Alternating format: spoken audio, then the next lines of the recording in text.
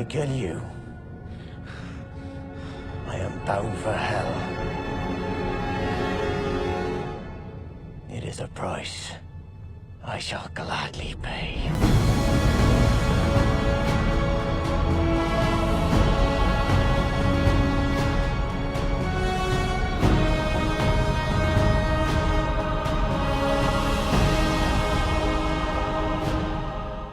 In the prime of the pulps, many characters and their creators plied their wares. Tarzan, Zorro, Nick Carter, The Shadow, Doc Savage. But before you utter the name Conan, it's important to note that the burly barbarian that laid siege to screens in the 80s in a career-defying role for Arnold Schwarzenegger was not, in fact, creator Robert E. Howard's very first success. Nor was it his first experience with the genre that would come to be called sword and sorcery. That honor would go to the first proper hit of the pulp slinger's career, the buckle-shoed badass known as Solomon Kane, a sunken-eyed, pallid Puritan fanatic in a felt slouch hat and form-fitting black Quaker garb, expertly wielding a rapier, a dagger, and a pair of fucking flintlock pistols, not to mention the occasional musket massacre. Kane falls somewhere between roving witchslayer and supernatural bounty hunter. What emerged was a seminal work of historical fiction with elements of dark fantasy, horror, and steampunk before the latter was even really a thought. Kane shrugged his broad shoulders, and his hand unconsciously touched the black butts of his heavy pistols,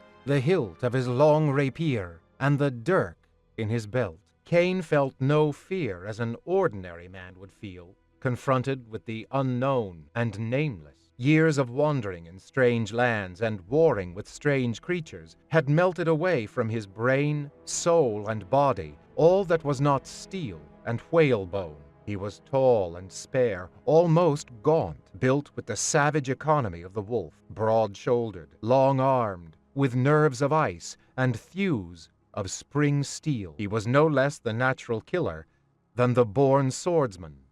With this immortal pulp icon turning 90 years of age next month, it's high time we introduced an all-new generation, one sadly awash in vacuous moral ambiguity with anti-heroes aplenty, to the morally binary badassery of Solomon Kane.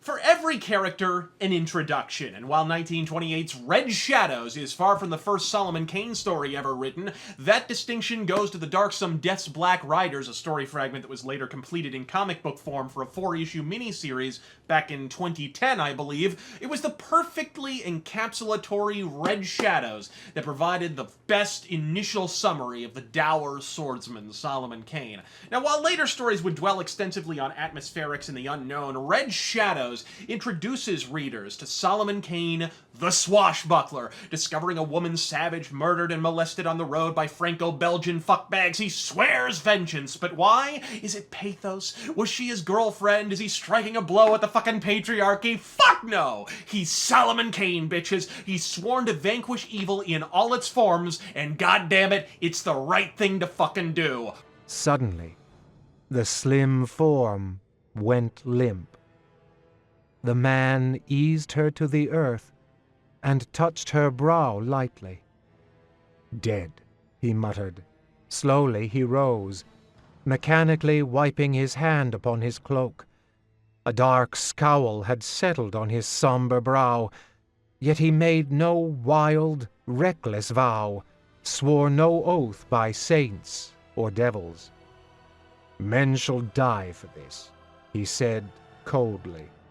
Welcome to the pulps, my friends. And far from brushing this lack of intrapersonally derived character motivation under the rug like a modern motherfucking hack writing Disney dog shit, Robert E. Howard rather brilliantly highlights this fact multiple times throughout the story. He never sought to analyze his motives, and he never wavered once his mind was made up. Though he always acted on impulse, he firmly believed that all his actions were governed by cold and logical reasonings. He was a man born out of his time, a strange blending of Puritan and Cavalier, with a touch of the ancient philosopher, and more than a touch of the pagan, though the last assertion would have shocked him unspeakably. An atavist of the days of blind chivalry he was, a knight errant in the somber clothes of a fanatic. A hunger in his soul drove him on, an urge to right all wrongs, protect all weaker things, avenge all crimes against right and justice. Wayward and restless as the wind, he was consistent in only one respect. He was true to his ideals of justice and right. Such was Solomon Kane. As I already asserted with The Shadow, and stand the fuck by today, I would argue in an age of upended moral compasses and ambiguity aplenty, a puritanical heathen slayer unapologetically dispensing retribution to all who violate the sacred precepts he adheres to is precisely the portable goddamn justice dispensary the doctor ordered. The fact that Solomon Kane hasn't done a damn thing since 2011 is a joke and a fucking half, much like Dynamite sitting on a goddamn gold mine with The Shadow and deciding they'd rather rewrite history by jobbing him out to Batman while lecturing school shooters on their white fucking privilege. Dark Horse have had the license to Solomon Kane lo these many years and have done precious fuck all with it. For fucking shame. But incidentally, their final published work featuring the Wayfarer and Quaker in question was in fact an adaptation of Red Shadows. And while that's all well and good, I'd actually recommend skipping the graphic adaptations and plunging straight into the pulps. How, you ask? Well, fortunately, the Howard estate has seen fit to reprint every pulp story in their entirety in a trade paperback called The Savage Tales of Solomon Kane. It's all here, it's all in order, it's eminently in fucking print. Why purchase this collection specifically, however? Well, beyond the bitchin' fact that it contains every Solomon Kane yarn ever unfurled, it also happens to be illustrated by a man who should be familiar to those who watched my Enter the Shadow videos. Gary Gianni, illustrator of the exceptional The Shadow in the Coils of Leviathan. It's also emblazoned on audiobook for all you fuckbags who do without the pretty pictures. Great art, God-smiting swordcraft, read it, pagan scum! Next!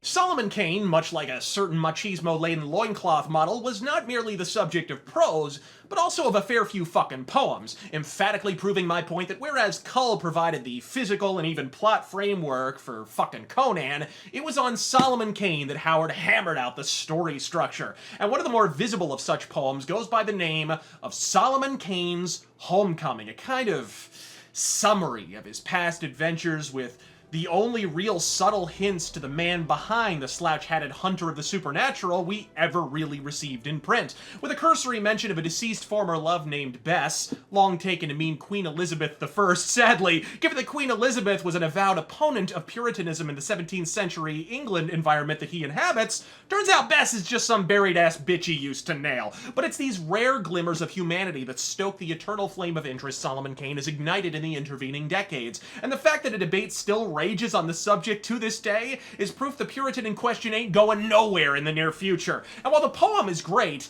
it's still a fucking poem. My recommendation? Cozy on up to the comic adaptation, sketched up by Steve Carr and inked with aplomb by the agonizingly talented Al Williamson, a kind of atmospheric flipbook of Solomon Kane's adventures past and present. It depicts Solomon Kane nearing the conclusion of his crusade. The black and white renderings pop from the pages only monochrome comic art can. Originally published in Savage Sword of Conan number 162, if you find tracking down the individual issues too laborious a task, it's been collected several times, most recently in the superb Saga of Solomon Kane. Next!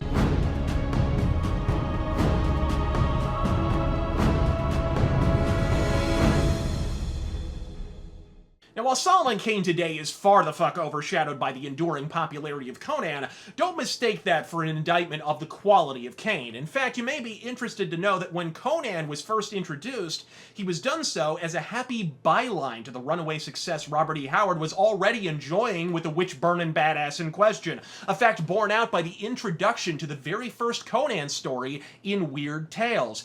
Introducing, quote, a barbarian adventurer named Conan, remarkable for his sheer force of valor and brute strength. Its author, Robert E. Howard, is already a favorite with the readers of this magazine for his stories of Solomon Kane, the dour English Puritan and redresser of wrongs. unquote. Really, the only reason Solomon Kane is somewhat more obscure at this juncture is because once Conan caught on, Howard tapped that vein and simply never returned to the character. If he had, one can only speculate the seismic impact he might have had thereafter. As it stands, Solomon Kane's scions like Van Helsing, Vampire Hunter D, fuck, even The Witcher to a degree, already attest to the character's enduring appeal. And so it was a no-brainer for the barbarian and the pious avenger to team the fuck up. While it's been done a number of times in one-off affairs, the first formal meeting for an extended story arc came in 1994 in the pages of Marvel's Savage Sword of Conan magazine. The function of Death's Dark Tower is two-fucking-fold,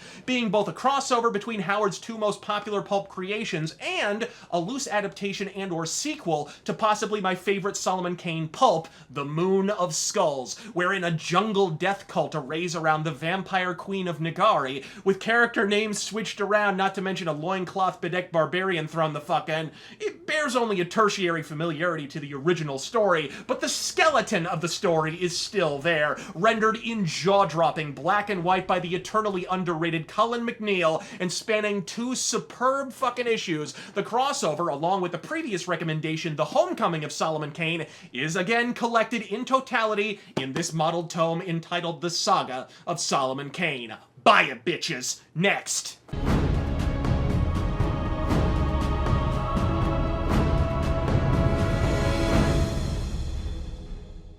As I mentioned previously, when Robert E. Howard struck Cimmerian silver with the almighty Conan, he all but abandoned the pallid Puritan Avenger. The final story published in his lifetime was The Footfalls Within in 1932, just 3 years before his suicide. What many don't know is that it wasn't for lack of trying, as Howard went to his grave with no less than 4 unfinished Solomon Kane stories filling out a filing cabinet just waiting to be finished. And so, in 2009, Dark Horse Comics did precisely that, fleshing out an unfinished fragment with untold promise entitled Castle of the Devil. Dark Horse, rather than eke out the 80 billionth butt-fucking pulp adaptation, elected to expound upon an existing story that technically never was. Yet what follows was less an original creation than a kind of narrative gestalt, combining complementary and disparate elements of the other finished Howard works in a surprisingly effective greatest hits kind of package. When Solomon happens upon a hanged man along the path in Germany's Black Forest,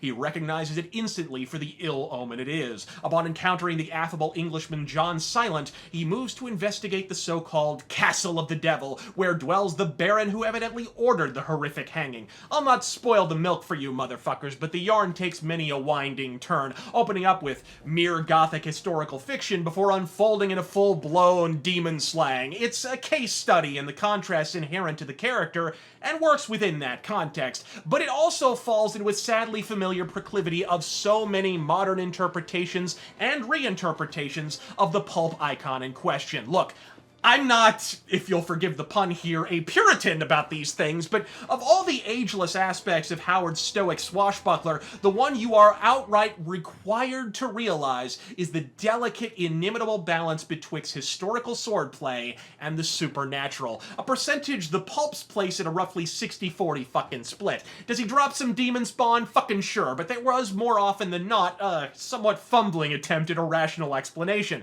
But even these stories are outnumbered ass to elbow by Kane carving up Muslim slayers in northern Africa or exploring ancient ruins in the forests of Eastern Europe. Fantasy? Fucking sure, but rooted in reality 70% of the time, making the ethereal 30% all the more impactful on the rare occasions it arises. He knew what the tall Muslim intended to do as he stooped over her with a keen dagger, such as the Arabs used for skinning game.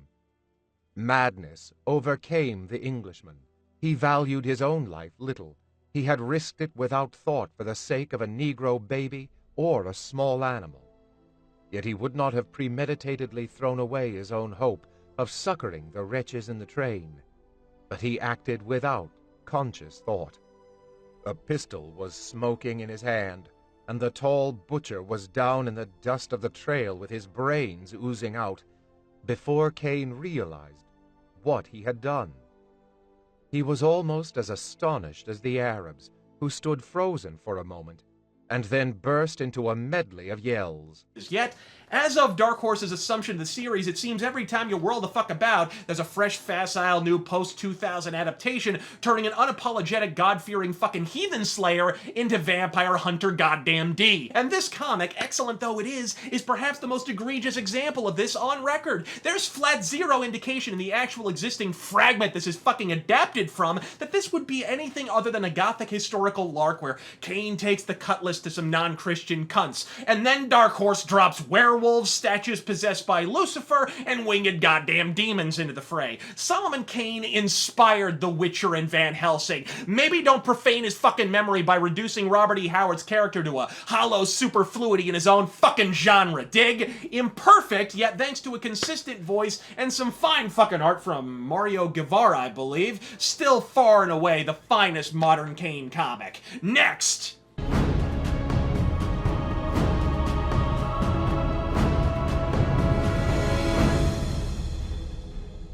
Now, the vast majority of those who fired up this video with actual fucking foreknowledge of the character in question likely know who he is at all because of this underrated as fuck film adaptation. A joint effort from the Triple Entente of France, the Czech Republic, and Britain. It's no stretch to say this is the finest Robert E. Howard flick since Conan by a country-ass mile. And maybe a bit better. Starring the spectacular James Purefoy of HBO's Rome fame, he practically oozes puritanical pathos. And therein lies the film's fatal flaw. Too much whinging about his woman and waxing poetic about his piracy past, an origin Solomon Kane's literary counterpart does not fucking share, might I add, and not nearly enough heathen murdering motherfucking witch slaying. But the film is fucking good, outright nailing the tone of the original novels and setting with superb cinematography and set design all throughout. Purefoy is the perfect Solomon Kane, and gave interviews aplenty about just how big a fan he is of this character. And by the time we get to the end, he is the Solomon Kane of the books. He's the man who's much more focused, he knows who he is, and he knows what his job is, which is to find evil in all its forms and send it burning back to hell. A very particular character that Howard created there. Unlike any of the other characters within his oeuvre. We know the muscle-bound characters and the Conans and the Coles, but Kane was one of his very early characters, his most powerful character, most complex character. It's just a shame the character written for the film isn't quite the Kane we all know and love. Fortunately, the world fucking is. The true malady at play with the motion picture adaptation of Solomon Kane owes to the weapons-grade dipshittery arrayed around the distribution of this film. Here is an English-language film released in 2009 that was nevertheless delayed in its American release till 2012! What in the honest to goodness fuck were you thinking? The first Howard adaptation in over 2 decades, and you hawk it out to a beret-bedecked gaggle of Euro-trash art fags before you share it with the rest of the goddamn world? How is it possible I had an easier time finding a designated driver on the Motley Crue tour bus than a DVD of a film you told us about at an American comic convention 4 years fucking previously? And they said they wanted to make a 3-movie cycle, so I thought, this is great. I'll have the opportunity to make a modestly budgeted picture, hopefully on an epic scale. This is an independent picture done out of Europe with no American financing. It was a question of saying, we can do something which doesn't have the studio influence. It's original, it's classically made, and it's a character which has been sort of begging to be brought to the screen for a long time. And then you look at the visuals that people like Gary Gianni had created for it, so you just see it happening. Fortunately, for the few who actually located the fucking thing, it turned out to be a damn fine movie. Recommended even if you aren't a fan of the character. Fuck, maybe even especially if you aren't a fan of the character. Peerless perfection it fucking ain't, but it beats the balls clean off whatever dog shit Disney's trailing out to the monozygotic masses these days. Next! There was a time when the world was plunging into darkness. A time of witchcraft and sorcery, when no one stood against evil. That time is over.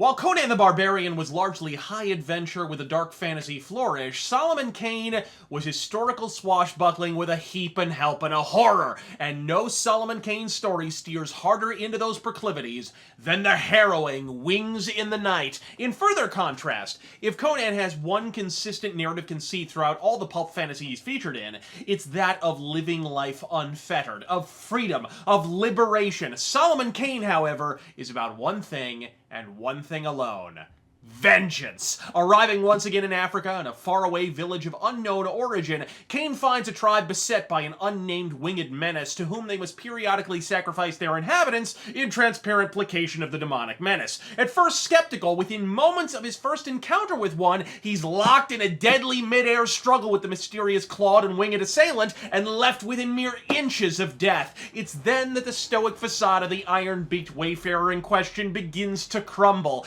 At his most vulnerable, nursed back to health by the horrified natives, for the first time ever in such a tale, Solomon Kane actually puts down roots. To this point, in his wanderings in darkest Africa, Kane has been appointed de facto ruler of more tribesmen than can conceivably be counted, but his answer is always invariable: no. But in this tale, just this once, he accedes, and almost immediately regrets his decision. Yet perhaps the most inspired flourish comes when Robert E. Howard proffers one of those aforementioned rational explanations I referred to mere moments ago. The titular adversaries in Wings in the Night being cast not as winged hell beasts, but a Paleolithic anachronism that somehow survived a prehistoric holocaust from the heavens, presumably the same one that gave dinosaurs a dirt nap. Improbable? Oh, indubitably. But a fuck of a lot more imaginative than Here Be Dragons or Kojima Nanotech. Darkly atmospheric and festooned with soaring Howard prose, there's a reason Wings in the Night ranks high in my personal pantheon. The warrior screamed, and the raw, acrid scent of blood flooded the night air. And in that instant, Kane was stunned by a sudden savage rush and beat of mighty wings that dashed him to earth, and the black man was torn from his grip and vanished with a scream of mortal agony. Kane leaped to his feet, shaken to his foundation. The dwindling scream of the wretched black sounded faintly, and from above him.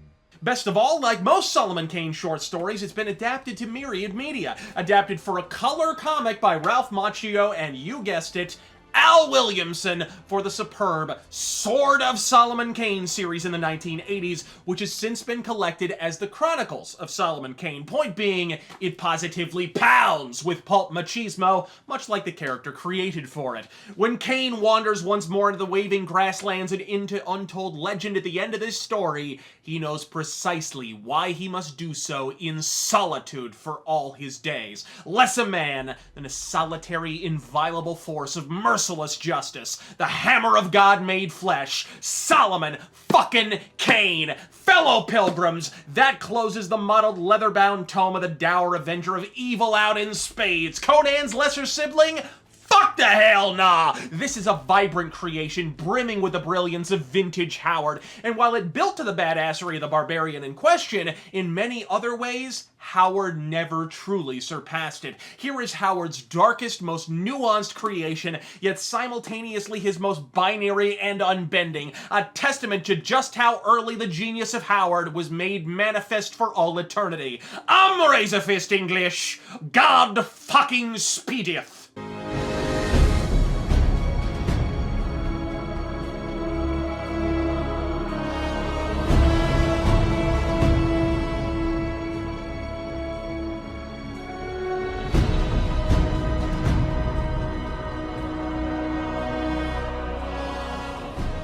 It requires enormous energy to do that, because you really have to feel the adrenaline of how am I going to get from here to here when you've got 20 people to fight to kill on the way with your sword.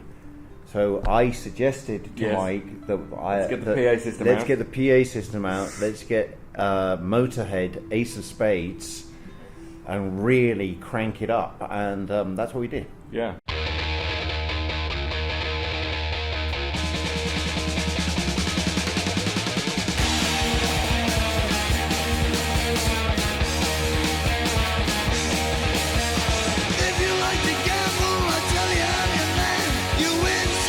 la la la la la la.